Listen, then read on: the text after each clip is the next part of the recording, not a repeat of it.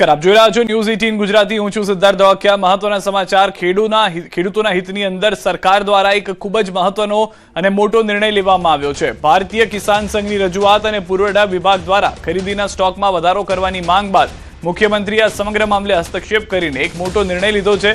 અગાઉ ભારત સરકાર દ્વારા ટેકાના ભાવે ખરીદીમાં કાપ મૂકવામાં આવ્યો હતો અને બાજરી, જુવાર તેમજ મકાઈ મુદ્દે સરકાર સાથે બેઠક યોજાઈ હતી, જેમાં અત્યાર સુધી એક ખેડૂત પાસેથી માત્ર 100 મણ ખરીદી ચાલતી હતી, પરંતુ હવે મુખ્યમંત્રીની સૂચના બાદ સરકારે આ ખરીદીમાં સીધો 75 મણનો વધારો કરવાનો નિર્ણય લીધો છે। એટલે કે હવે સરકાર એક ખેડૂત પાસેથી 175 મણ બાજરી, જુવાર અને મકાઈ ટેકાના ભાવે ખરીદશે। આ ઐતિહાસિક નિર્ણયથી ખેડૂતોમાં ભારે આનંદની લાગણી વ્યાપી ગઈ છે। રાજ્યના મુખ્યમંત્રીશ્રીએ મધ્યસ્થી કરી છે, સંવેદના બતાવી અને જે 100 મણથી વધારી અને 175 મણ કરી છે એ બદલ રાજ્યના મુખ્યમંત્રીશ્રીનો ભારતીય કિસાન સંઘ આભાર માને છે। જૂનાગઢથી સમાચાર। વંથલીમાં ટેકાના ભાવે ઘઉંની ખરીદીને લઈને વિવાદ। ટેકાના ભાવે ખરીદી ધીમી થતી હોવાનો ખેડૂતોનો આરોપ। 40 દિવસમાં માત્ર 452 ખેડૂતોની જ ખરીદી થઈ હોવાનો દાવો છે, જેને લઈને હવે જાણકારી મળી રહી છે કે યાર્ડ તરફથી મેસેજ ન આવતો હોવાનો ખેડૂતોએ દાવો કર્યો છે। બારદાન અને સ્ટાફની અછતનો તંત્રએ લૂલો બચાવ કર્યો છે। 100 થી 150 ખેડૂતોને મેસેજ કરીને બોલાવાયા છે। 15 જૂન સુધીમાં તમામ ખરીદી પૂર્ણ કરી દેવાશે તેવું હાલમાં સત્તાધીશો તરફથી દાવો કરાયો છે। યાર્ડમાં મેસેજ ટાઈમે મળતો નથી અને પૂછવા આવીએ તો કે ગમે ત્યારે લઈને આવો, અને લઈને આવીએ છીએ તો કે મેસેજ બતાવો, તો મેસેજ મોબાઈલમાં હોતો નથી, તો અમારા નંબર બ્લોક હોય છે, તો અહીંથી ક્યાંક આઝાદ ચોકે જ આવવું પડે છે। તો એવું ભાઈ કેમ કે અમારો મોબાઈલ નંબર હોય તો અમારો બ્લોક કેમ થઈ જાય છે? તમારે નથી લેવું તો ખેડૂતને ના પાડી દો, ભાઈ અમારી પાસે જથ્થો પૂરતો થઈ ગયો છે, હવે આ માલ લેવામાં આવશે ને તો ખેડૂત અહીંયા કોઈ કમ્પ્લેન ન કરે। 40 દિવસમાં ફક્ત 452 ખેડૂતોની ખરીદી થઈ છે, હજી 1150 ખેડૂતોની ખરીદી બાકી છે। જો આવી જ રીતે ચાલશે અને વરસાદ થઈ જશે તો ખેડૂતો શું કરશે? અહીંયા ઓફિસમાં કોઈ જવાબદાર માણસ હોતું નથી। આજે અમે સ્થળ ઉપર તપાસ કરતા ફક્ત 3 ટ્રેક્ટરનો 3 ખેડૂતોનો માલ ચોરાય છે।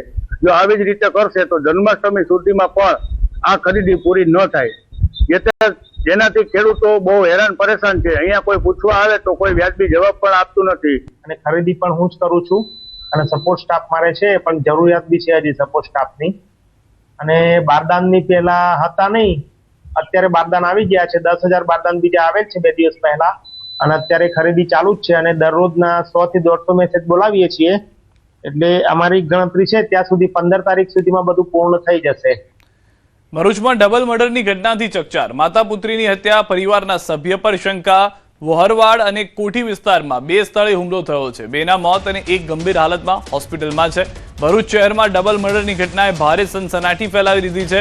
વોહરવાડ અને કોઠી વિસ્તારમાં એક જ પરિવારના 3 સભ્યો પર તીક્ષ્ણ હથિયાર વડે હુમલો કરવામાં આવ્યો હતો, જેમાં માતા અને પુત્રીના મોત નીપજ્યા છે, જ્યારે એક વ્યક્તિ ગંભીર હાલતમાં સારવાર હેઠળ છે।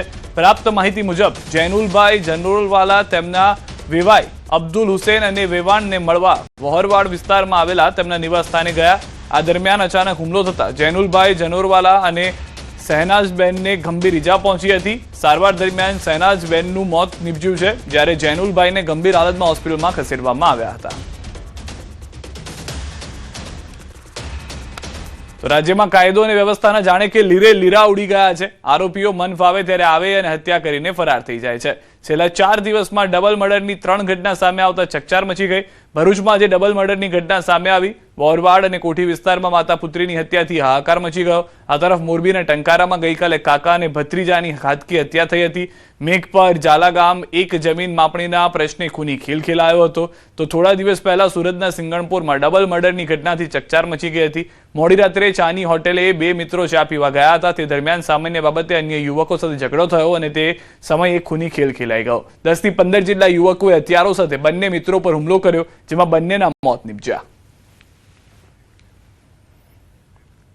આણંદ પંથકમાં ફૂડ એન્ડ ડ્રગ્સ વિભાગની રેડ। અંબિકા ડેરીમાં એલસીબી ફૂડ એન્ડ ડ્રગ્સની સંયુક્ત રેડ। 400 કિલો શંકાસ્પદ માવો ઝડપાયો। શંકાસ્પદ માવાના સેમ્પલ તપાસ માટે લેવાયા। એફએસએલની મદદથી હાથ ધરાઈ વૈજ્ઞાનિક તપાસ। 400 કિલો માવાનો જથ્થો તંત્રએ સીઝ કર્યો। રિપોર્ટ બાદ જવાબદારો સામે થશે કાર્યવાહી। ભેળસેળની આશંકાએ તંત્ર આવ્યું એક્શનમાં।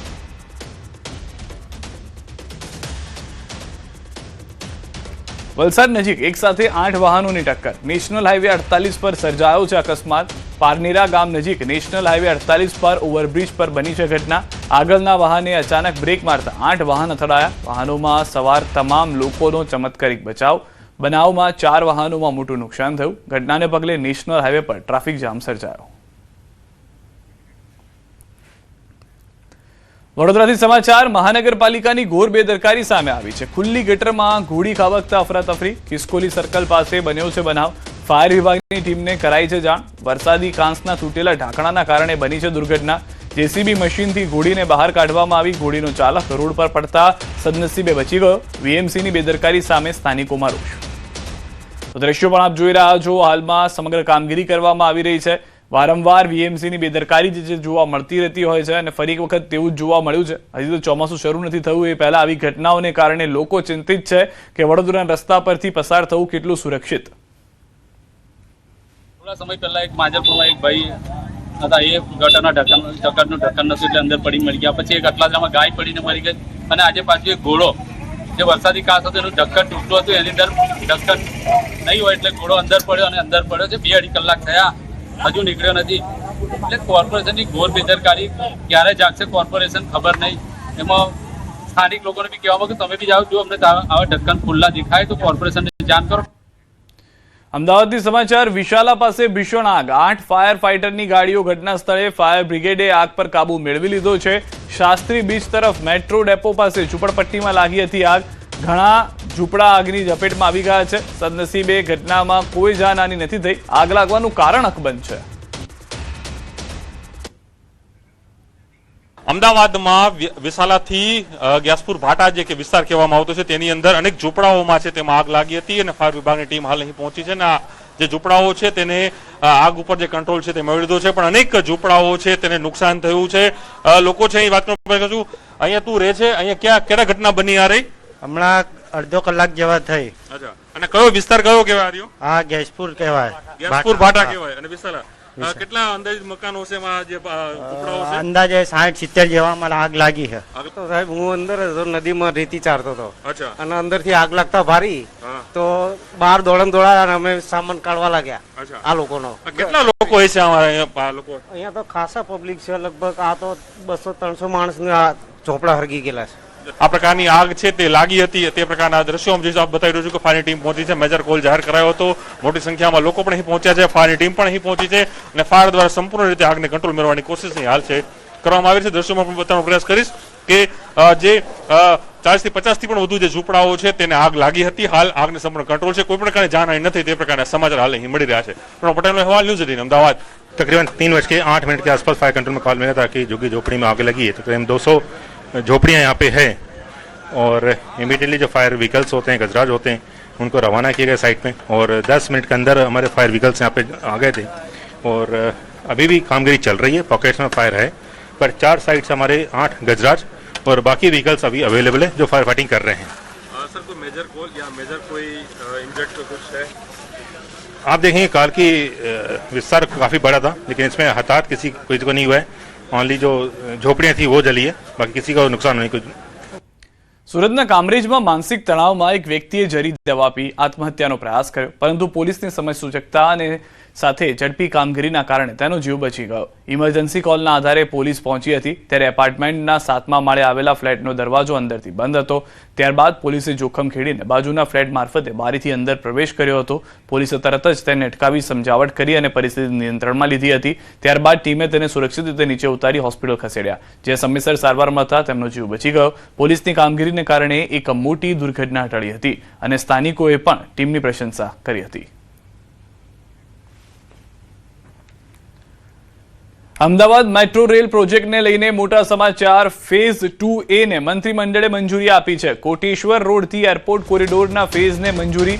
ફેઝ 2A કાર્યરત થતા મેટ્રો રેલ નેટવર્કમાં થશે વધારો. અમદાવાદ ગાંધીનગરમાં 77.63 કિલોમીટર સક્રિય મેટ્રો રેલ નેટવર્ક હશે. ફેઝ 2A માં આશ્રમ રોડ, કોટેશ્વર, પ્રાચીન મંદિર સ્ટેશનનો સમાવેશ, સાબરમતી નદી, સરદારનગર અને એરપોર્ટનો પણ સમાવેશ. અમદાવાદ એરપોર્ટ, નરેન્દ્ર મોદી સ્ટેડિયમ અને સરદાર પટેલ સ્પોર્ટ્સ એન્ક્લેવને સીધો મેટ્રો કનેક્ટિવિટી મળશે. પ્રોજેક્ટ માટે અંદાજિત 2169 કરોડનો ખર્ચ થશે. में एयरपोर्ट की कनेक्टिविटी गांधीनगर से, अहमदाबाद से व गिफ्ट सिटी से बनेगी। इसके अलावा जो हमारे कॉमनवेल्थ गेम का स्टेडियम बन रहा है मोटेरा में, उससे भी कनेक्टिविटी बनेगी।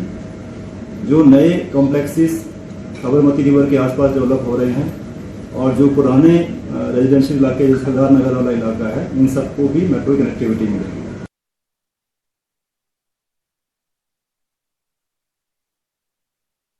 મસ્જિદમાં વિવાદનો એક નવો અને ચોંકાવનારો વળાંક સામે આવ્યો છે। સંત સમાજના મુક્તાનંદ સ્વામીએ એક સનસનાટીપૂર્ણ વિડીયો જાહેર કરીને દાવો કર્યો છે કે મસ્જિદના ભોંયરામાં મૂર્તિઓ આવેલી છે। માર્ચ મહિનામાં શૂટ કરાયેલા વિડીયોમાં ભોંયરાની અંદર એક કોતરણીવાળી શિલા દેખાય છે, જેમાં મૂર્તિઓ જેવી આકૃતિઓ હોવાનો ઉલ્લેખ કરાયો છે। આ સાથે જ સ્વામીએ પરિસરમાં આવેલા કૂવાની વૈજ્ઞાનિક તપાસ કરવાની માંગ પણ કરી છે, જેથી વધુ અવશેષો સામે આવી શકે છે। ઉલ્લેખનીય છે કે આ મસ્જિદ ESI હેઠળ સંરક્ષિત સ્મારક છે। જો કે આ વાયરલ વિડીયો અને દાવા અંગે પુરાતત્વ વિભાગે અન્ય કોઈ સત્તાવાર એજન્સી દ્વારા હજુ સુધી કોઈ પુષ્ટિ કરવામાં આવી નથી। આ વાત બિલકુલ સાચી છે અને અમે અગાઉ પણ ઘણી વખત કહ્યું પણ છે કે આ સ્થાન પર એ મૂળભૂત જૈન મંદિર, શ્રી ચક્રધર સ્વામીનું જન્મસ્થળી અને હિન્દુ મંદિરોની સ્થાપત્ય કલાનું આ સ્ટ્રક્ચર છે, એટલે ત્યાં મૂર્તિઓનું હોવું એ સ્વાભાવિક હતું। પણ કેટલાક કારણોવશ જે તે સમયે કેટલીક મૂર્તિઓ ત્યાંથી દૂર કરવામાં આવી હશે, પણ સત્ય હંમેશા એક સમયથી ઉજાગર થતું હોય છે।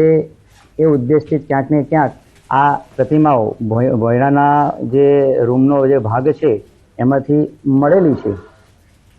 સુરતથી સમાચાર।